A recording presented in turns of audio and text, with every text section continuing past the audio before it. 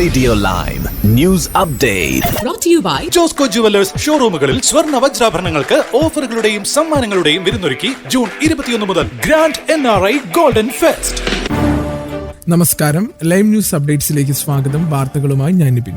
ബ്രിട്ടനിൽ 70 വയസ്സ് പിന്നിടുന്ന ഡ്രൈവർമാർക്കായി പുതിയ ഡ്രൈവിംഗ് ലൈസൻസ് നിയമങ്ങൾ ഒക്ടോബർ 1, 2025 മുതൽ പ്രാബല്യത്തിൽ വന്നു. മുതിർന്നവരുടെ സ്വാതന്ത്ര്യം എടുത്തുകളയുക എന്നതല്ല ലക്ഷ്യമെന്നും പകരം റോഡ് സുരക്ഷ ഉറപ്പാക്കുവാനാണ് പുതിയ നിയമമെന്നും സർക്കാർ വ്യക്തമാക്കി. പ്രായം കൂടുന്നതനുസരിച്ച് കാഴ്ചശക്തി കുറയുക, ആരോഗ്യ പ്രശ്നങ്ങൾ, പ്രതികരണ വേഗത കുറയുക തുടങ്ങിയ കാരണങ്ങൾ സുരക്ഷിത ഡ്രൈവിംഗിനെ ബാധിക്കുന്നുവെന്നാണ് ഈ മാറ്റങ്ങളിലെ പിന്നിലെ കാരണം. ഇപ്പോൾ 70 വയസ്സ് എത്തിയാൽ ലൈസൻസ് സ്വയം കാലഹരണപ്പെടുകയും അത് വീണ്ടും 3 വർഷത്തേക്ക് സൗജന്യമായി പുതുക്കുകയും ചെയ്യേണ്ടിയിരുന്നു. എന്നാൽ പുതിയ നിയമപ്രകാരം കണ്ണിന്റെ പരിശോധനയുടെ തെളിവ് നിർബന്ധമാക്കിയിട്ടുണ്ട്. ഇത് കൂടാതെ ആരോഗ്യനിലയെക്കുറിച്ച് കൂടുതൽ വിശദമായ വെളിപ്പെടുത്തലുകൾ ആവശ്യമായിരിക്കും. ചില ആരോഗ്യ പ്രശ്നങ്ങളുള്ളവർക്ക് ലൈസൻസ് 1 വർഷത്തേക്ക് മാത്രമേ ലഭിക്കുകയുള്ളൂ. ബന്ധപ്പെട്ട രോഗാവസ്ഥകൾ, ഡിമെൻഷ്യ, ഡയബറ്റീസ്, പാർക്കിൻസൺസ് തുടങ്ങിയവ മറച്ചുവെക്കുന്നത് 1000 പൗണ്ട് വരെ പിഴയോ നിയമപരമായോ നടപടികളോ വിളിച്ചു വരുത്തും.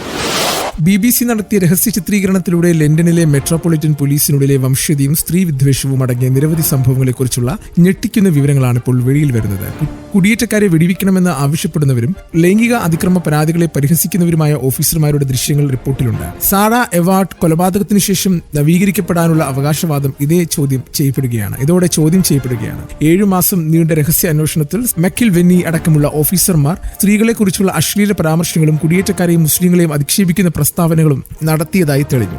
ഒരാളുടെ കാലിൽ സഹപ്രവർത്തകൻ ചവിട്ടിയതിനെ കുറിച്ച് പോലീസുകാർ തമാശ പറയുകയും വിസ കാലാവധി കഴിഞ്ഞ് കുടിയേറ്റക്കാരെ വെടിവെക്കണമെന്ന് തുറന്നു പറയുകയും ചെയ്യുന്ന ദൃശ്യങ്ങളും റിപ്പോർട്ടിലുണ്ട്.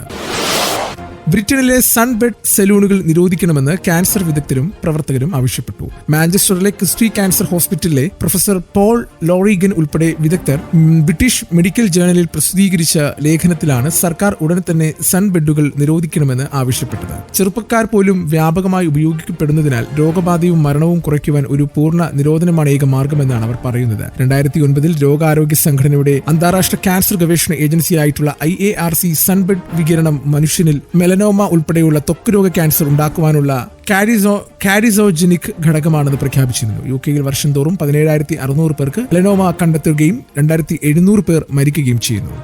ഇനി നാട്ടിലെ വാർത്തകൾ.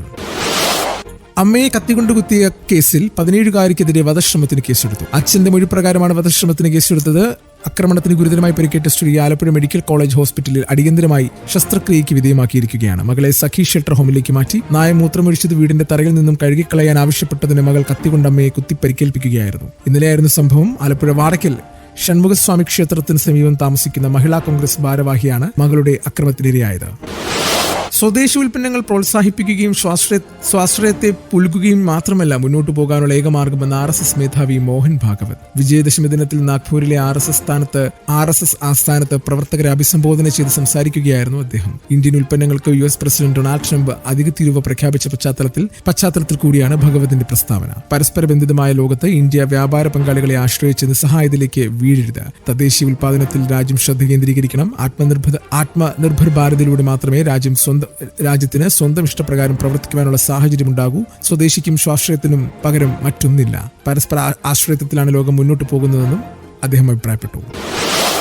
ഇന്ത്യയുടെ നാനാത്വത്തിലെ ഏകത്വത്തിന് നുഴഞ്ഞുകയറ്റക്കാർ ഭീഷണിയാകുന്നതായി പ്രധാനമന്ത്രി നരേന്ദ്രമോദി. ഇത്തരം നുഴഞ്ഞുകയറ്റക്കാർ ജനസംഖ്യാപരമായ മാറ്റത്തിന് കാരണമാവുകയാണ്. സാമൂഹിക ഐക്യത്തിന്, ആഭ്യന്തര സുരക്ഷയ്ക്കും അപകടമുണ്ടാക്കുന്നതിന് നാനാത്വത്തിൽ ഏകത്വം എന്ന ശക്തി എന്ന് തകരുന്നുവോ അന്ന് ഇന്ത്യ ദുർബലമാകും. അതുകൊണ്ടാണ് താൻ ജനസംഖ്യാ ദൗത്യം പ്രഖ്യാപിച്ചതെന്ന് മോദി പറഞ്ഞു. RSS ശതാബ്ദി ആഘോഷ ചടങ്ങിൽ സംസാരിക്കുകയായിരുന്നു അദ്ദേഹം. 100 വർഷങ്ങൾക്ക് മുമ്പ് വിജയദശമി ദിനത്തിലാണ് RSS സ്ഥാപിതമായതെന്ന് പ്രധാനമന്ത്രി ഓർമ്മിപ്പിച്ചു. തിന്മയ്ക്കെതിരെ നന്മയുടെയും അസത്യത്തിനുമേൽ സത്യത്തിന്റെയും ഇരുട്ടിനുമേൽ വെളിച്ചത്തിന്റെയും വിജയത്തിന്റെ പ്രതീകമാണ് ഈ ഉത്സവം ആഘോഷിക്കപ്പെടുന്നതെന്നും അദ്ദേഹം പറഞ്ഞു.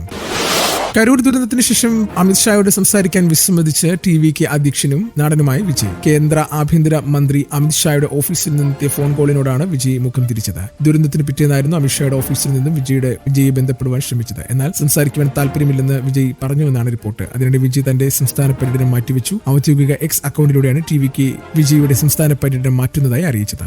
ഇനി കായിക വാർത്തകൾ. ഏഷ്യ കപ്പ് ജേതാക്കളായി ഇന്ത്യക്കുള്ള ട്രോഫിയുമായി സ്ഥലം വിട്ട സംഭവത്തിൽ ICC പ്രസിഡന്റ് മാപ്പ് പറഞ്ഞെന്ന റിപ്പോർട്ടുകൾ തള്ളി മൊഹസിൻ നഖ്വി. ഞാനൊരു തെറ്റും ചെയ്തിട്ടില്ല, BCCയോട് ഞാൻ ഒരിക്കലും ക്ഷമാപണം നടത്തിയിട്ടില്ല, ഇനി ഒരിക്കലും അങ്ങനെ ചെയ്യുകയുമില്ല. ICC പ്രസിഡന്റ് എന്ന നിലയിൽ ആ ദിവസം തന്നെ ട്രോഫി കൈമാറാൻ ഞാൻ തയ്യാറായിരുന്നു. ഇപ്പോഴും ഞാൻ തയ്യാറാണ്. അവർക്ക് അത് ശരിക്കും വേണമെങ്കിൽ ICC ഓഫീസിൽ വന്ന് എന്നിൽ നിന്നും വാങ്ങുവാൻ അവരെ സ്വാഗതം ചെയ്യുന്നുവെന്നും നഖ്വി പറഞ്ഞു. Asia cup trophy UAE cricket ബോർഡിന് കൈമാറിയെന്ന് സൂചനയുണ്ട്. ICC ചെയർമാൻ സ്ഥാനത്ത് നിന്നും ഹുസിൻ നഖ്വിയെ ഇംപീച്ച് ചെയ്യുവാൻ BCCI നടപടികൾക്കൊരുങ്ങുന്നുവെന്ന റിപ്പോർട്ടുകൾക്കിടെയാണ് ഈ വിവരം പുറത്തുവരുന്നത്. ഇന്നത്തെ പൗണ്ട് വിനിമയ നിരക്ക് 119.72 രൂപ. ഇതോടുകൂടി വാർത്തകൾ കഴിഞ്ഞു. കൂടുതൽ വാർത്തകൾ അടുത്ത ബുള്ളറ്റിൻ. കൂടുതൽ വാർത്തകൾക്കും വിശേഷങ്ങൾക്കുമായി റേഡിയോ ലൈം ആപ്പ് ഡൗൺലോഡ് ചെയ്യൂ. പ്ലേ സ്റ്റോറിൽ നിന്നും ആപ്പ് സ്റ്റോറിൽ നിന്നും. Radio